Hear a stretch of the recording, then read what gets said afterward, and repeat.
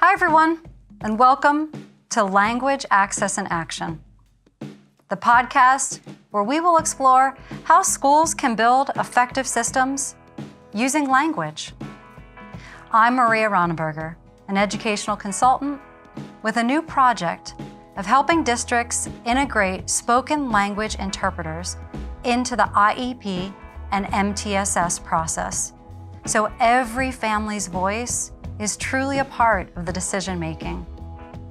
Today, we're going to look at the top 3 mistakes schools make when using a spoken language interpreter for an IEP.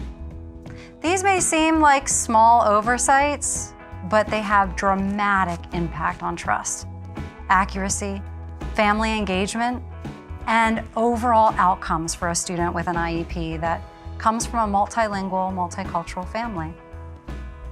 Mistake number 1, not understanding that the IEP is a process before, during, and after the meeting. Too many schools think of an IEP as a single meeting. Everyone gathers, discusses, signs, and then leaves.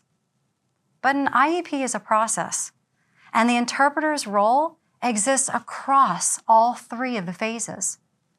Pre-meeting, where they, the parents, and the school team are briefed on terminology, goals, ground rules, and sensitive cultural context. During the meeting, this is where they interpret discussions accurately and help maintain the flow.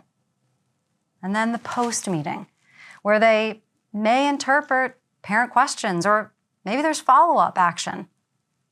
And the team needs to evaluate next steps or clarify some misunderstandings or missteps that occurred during the meeting.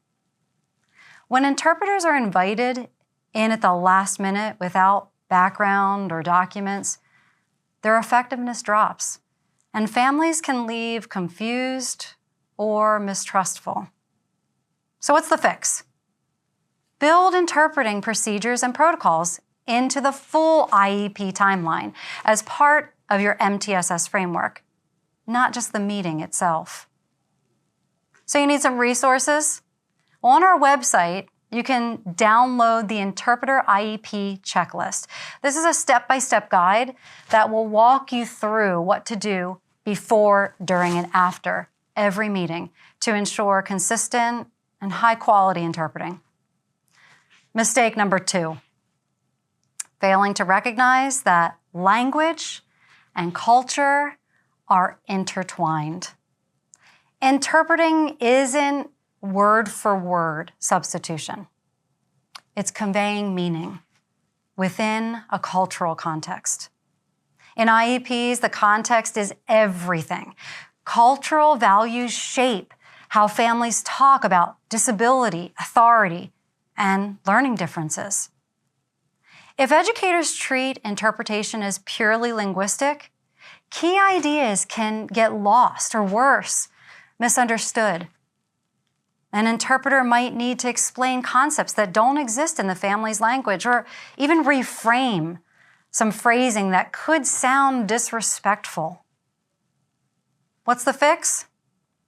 Understand that interpretation in complex educational settings like an IEP is both linguistic and cultural mediation. Trust your interpreter as a bridge, not just a voice. To better understand this intersection and the standards and ethics in each role, check out our Venn diagram on the differences between a cultural liaison and the interpreter work. It's a visual tool that helps teams clarify the roles, boundaries, and expectations when collaborating in these multilingual meetings. Mistake number 3, failing to train our staff in how to work with interpreters. Even the best interpreters can't succeed if the meeting moves too fast, or they're not properly prepared, or even what if staff are having sidebar conversations? Many educators have never been shown the basic how-tos, like for pausing for interpretation or avoiding jargon or maintaining direct eye contact with the parent. A quick fix? Offer short, embedded professional development sessions that model effective interpreted communication. When staff and interpreters collaborate intentionally, IEP meetings become more inclusive, more accurate, and far less stressful for families. Visit our training calendar to see upcoming professional development sessions for spoken language interpreters and educators. These sessions cover best practices for IEP interpretation, MTSS collaboration, and working with multilingual families. So let's recap. 1, integrate the interpreter into every stage of the IEP process, before, during, and after. 2, recognize that language is culture and culture is language, and interpreting means bridging the both. 3, train your staff so communication flows smoothly through interpreters, not around them. These small shifts can transform compliance meetings into authentic partnerships with families. If today's episode gave you something to think about, share it with a colleague or a special ed coordinator.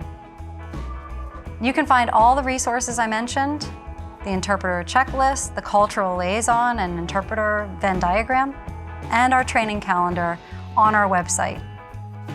Thanks for listening to Language Access in Action. Until next time, build bridges, one conversation at a time.